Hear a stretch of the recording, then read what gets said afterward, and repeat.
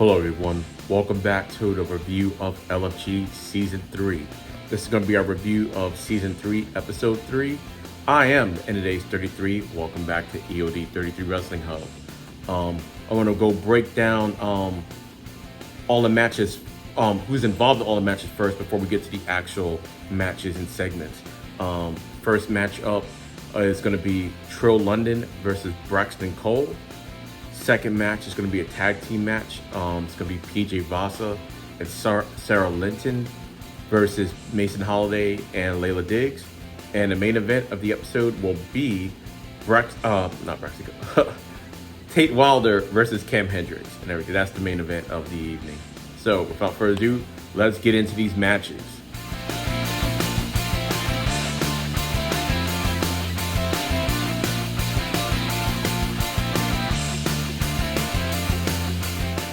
All right, first match, like I said, is Trill London versus Braxton Cole. Trill London's a former NFL player. I know he's a quarterback for Miami Dolphins at one point in time, and he pretty much models his style after Jeff Hardy. In fact, Matt Bloom was like saying everything about him reminds him of Jeff Hardy. And they're kind of wanting to get a little bit out of his comfort zone a little bit. It's like, look, it's okay to do a homage to Jeff Hardy, but they want him to be his own guy. Like a move here or there, Jeff, that's cool, but he said literally everything about him is Jeff Hardy. And we got Braxton Cole, graduate from an Ivy League school. I think they said he had a doctorate in business. I'm like, doctorate? I'm like, wow, okay, nice. But they just wanted him to just do a little bit more. They say he's like super smart. He caught on like really quick, but instead of going with the flow of the match, he tends to like overthink it. Like he has to think about every single thing he's gonna do in a match. So they wanted to kind of, be a little bit more carefree, a little bit more go with the flow, like kind of calling the match like as we go instead of like everything by the numbers. Bubba Ray was dealing with them both, and the match was okay. It was okay. I kind of see what they're saying with Trill London.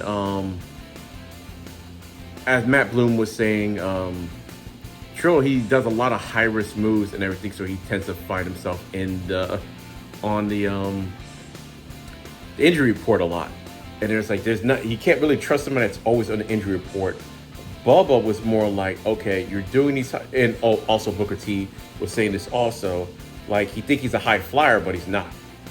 Everything like he's super athletic. He can do the moves and everything, but he doesn't always do them correctly. And that's the problem. It's like, look, you can't be doing moves that you can't do correctly all the time. Like pick a move or two that you could do like 10 out of 10 times or 9 out of 10 times.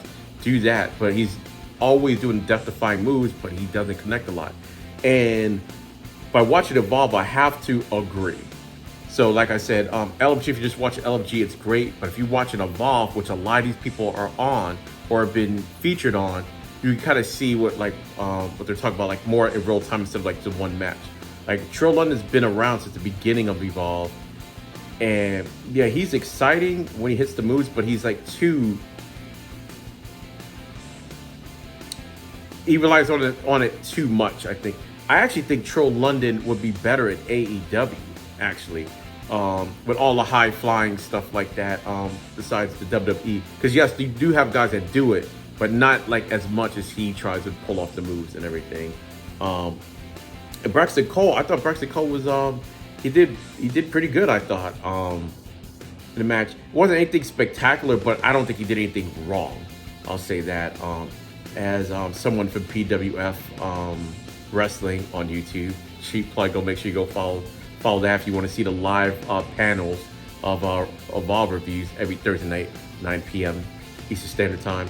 The Invisible Man, Alex Coquito, says that to him, Braxton Cole is more of a by-the-numbers guy, that he does things, like he's just a typical WWE guy, like paint-by-numbers guy. So it didn't do anything wrong, just that it wasn't anything like super exciting and everything.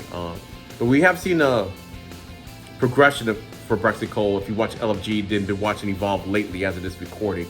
So he did take some of the criticism to heart and everything, like what he could do a little bit better. But yeah, overall, this was an okay match. Trill London did mess up his finisher, which is unfortunate, but that's what, high risk maneuvers, high risk, high reward. So, yeah, it was just okay. And this week, I'm going to leave some of the spoilers out from some of the fates of some of the people that were featured in this episode that I already know the fates of already, because we'll just have I'll just say this. WWE did do a lot of releases during WrestleMania season, right before or right after WrestleMania, which was about 3 weeks ago. So some people from this episode was on that list. So I'll just say that.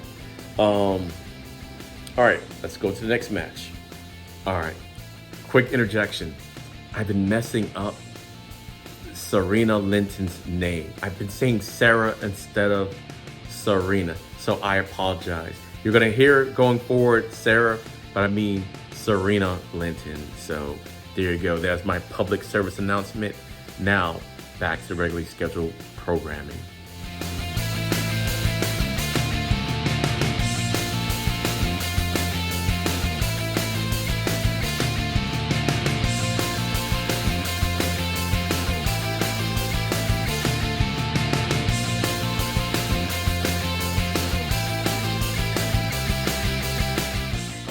Our next match is PJ Vasa and Sirena Linton versus Masyn Holiday and Layla Diggs. Basically start off with a little bit of background about Layla Diggs and Masyn Holiday.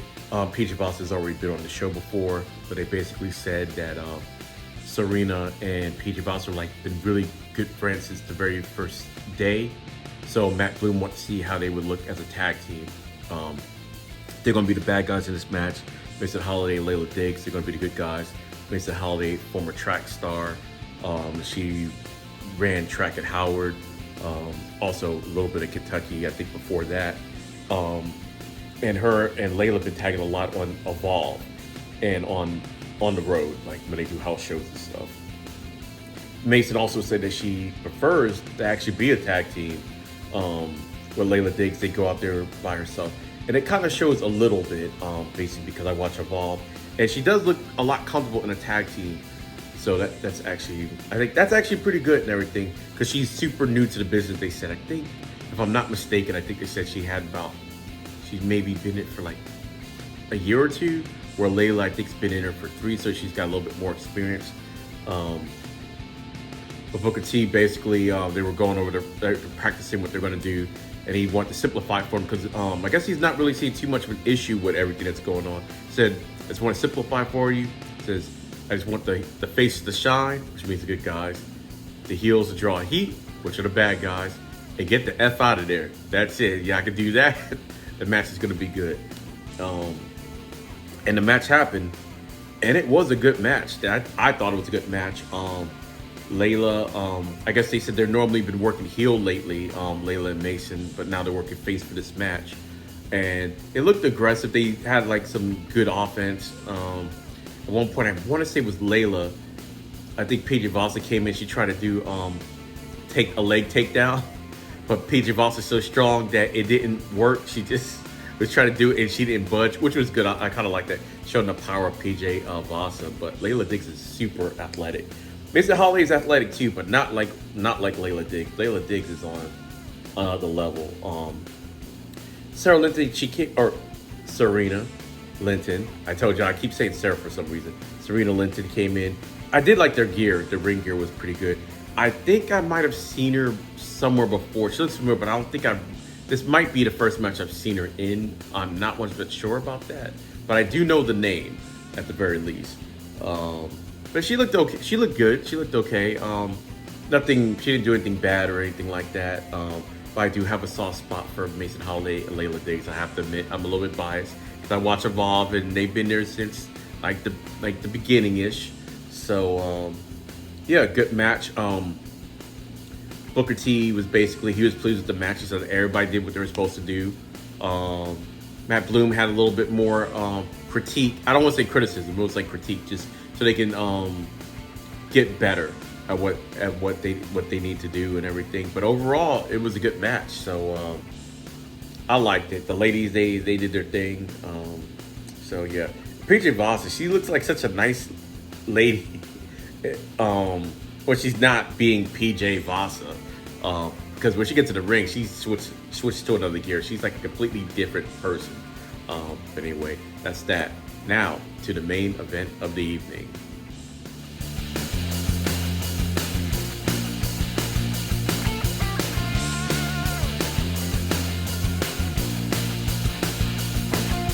All right, the main event: Cam Hendrix versus Tate Wilder.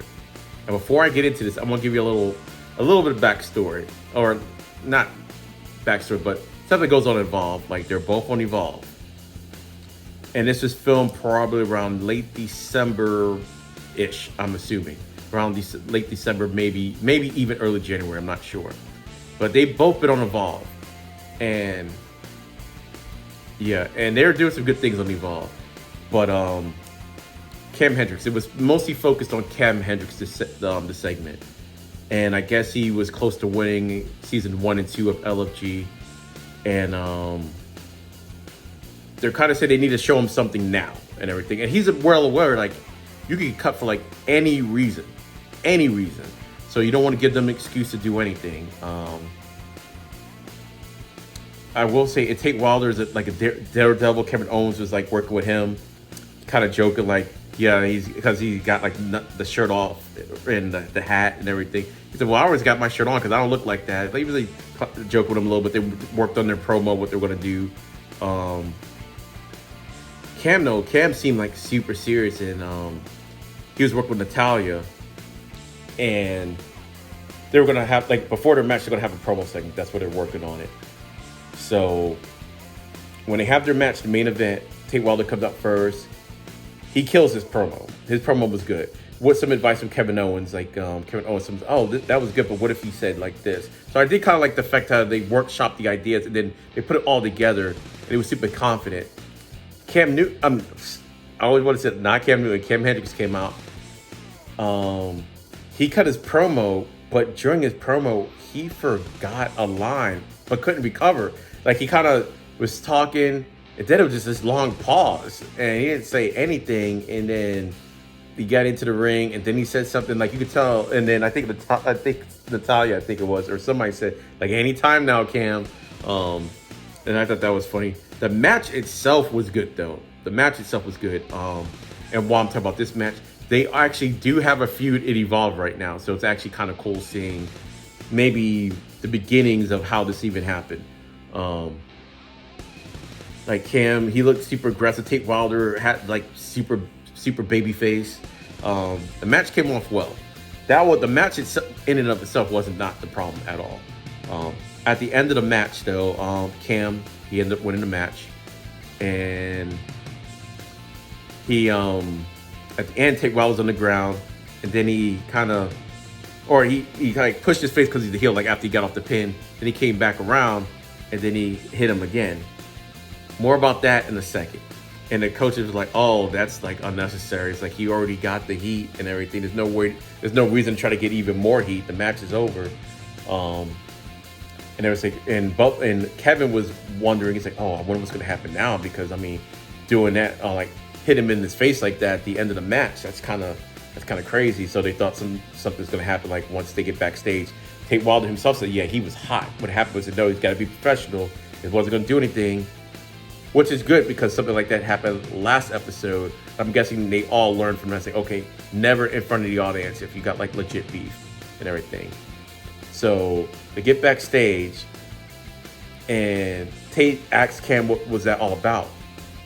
And Cam was like, look, what happened was I tripped over your leg. But he had to sell it that he tripped over his leg, so that's why he did the push. And then he's like, oh, okay, so he didn't do it on purpose. It was complete act, but he had to do it to play it off. Like, and then they showed the replay, like, yes, he really did trip over the man's leg and fell. So because he fell, he kind of like did the thing kind of to play it off that he fell, that he tripped over his leg. Because even watching it, I thought he attacked Tate Wilder. But when he explained it, it's like, no, he really did trip over his leg and he fell. So to play it off, I'm like, that was good. That was good. So I have to give Cam Hendrix that. But yeah, him messing up the promo and everything was, and he was honest with himself too. He was basically like, look, he messed up and everything. He's not proud of it. He knows he could do better. He gets called to Matt Bloom's office the next day, and he told him, he said, yeah, he wants you to go over with his coaches. They go over the video yourself and see like blah blah blah, because it's a learning experience, and the fact that you can self-critique is actually good too.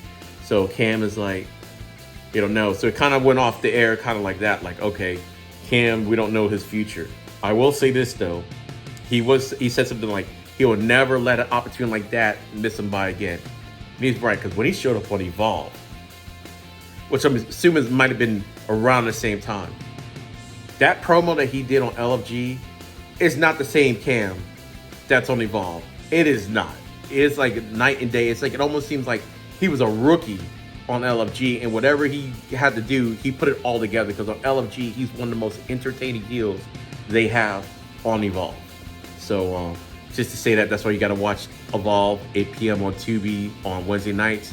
And you get to see a little bit of the stuff that they have for LFG, the lessons that they learned, and how to implement it, because LFG season 3 started filming in like December. And even though Tubi is taped, it's a lot more recent. So yeah, all in all, it was a good episode. I forgot to go over the winners though. I'll do that in just a second. All right. I know I gave you that Cam Hendrix won his match and everything, but I think I forgot to tell you about the tag match. Mason Holiday and Layla Diggs, they won their match, so that was good. And I think the right team won, and they did it looking strong. PJ Vasa looked really strong in that match too. For what I think, they tried to take her down with a leg takedown, and then she was so strong that it didn't even work. She couldn't get her down, so that was kind of cool. And Trill London won his match against Braxton Cole, but like I said, it was kind of a disaster. I think he tried to do a senton bomb, and he wasn't a senton bomb and everything. He kind of fell on top of the man, type of deal. But yeah, Trill London, yeah, he was not really executing that well in the match. I feel bad for him though, because the stuff is there, and he wants to be like a death-defying person. But let's say if you guys watched Monday Night Raw recently, you would see even Javon Evans, who's super athletic, super bouncy, has toned it down a lot and everything. Before, when he would like jump out of the ring, he would like fly out of the ring, like almost like to the point where he might overshoot the person or whatever. Now I guess they kind of coached him up a little bit, like, you don't have to do all that. You're tall enough and athletic enough, you could just jump over without going like a speeding freight train. So now when he does it, it's like more safe. Now he has a little bit more air time and everything. He's landing a lot better. Before, it was like he would just go. So little things like that. And I think Trill London's kind of in the same way. He just got to learn to like maybe tone it down a lot, or perfect what he can do. Because Matt Bloom also told him he needs to get a move set. Like, stick with a move set. Like, limit the stuff that you can't do. Just do the stuff that you can do. It doesn't have to, everything has to be like high flying and everything. They want some more actual like wrestling involved too. But that's it. Another exciting addition. It turned out the main storyline to this whole episode was Cam Hendrix though, and his future. So kind of what they did with Drake Monroe in previous episodes. Like, it was kind of, all right, we see him, they're not too sure. Next episode, we might find out some more stuff about him. We also did not get a preview of the next episode yet, so we don't know who's going to be featured in it. But again, don't forget, we're going to have these reviews every Tuesday around noon. I know one of the videos I said Monday, but it just gives me a better opportunity to record the videos and have them up at a decent time. So I don't want to be first. I kind of want to have it done well. And it's kind of hard to stay up in the middle of the night and do a video. So to get it out like Monday at noon. So Tuesdays at noon, the review is going to be up. Don't forget to watch LFG 10 p.m. Eastern Standard Time on the A&E Network. And don't forget to like, follow, and subscribe here on EOD33 Wrestling Hub. That's it. I hope you all have a good day, good night, and a pleasant tomorrow. Make sure you wash your hands. Make sure you stay kind to one another. But like I always say, you should have been doing those things anyway. Again, I am the EOD33. We go live Monday through Wednesdays at 8 p.m. Eastern Standard Time with watch-alongs of Monday Night Raw on Mondays, NXT on Tuesdays, and Evolve on Wednesdays. And on most Saturdays, we do AAA, 10 p.m. Eastern Standard Time. All right, guys. I'll see you on next video. Have a good one.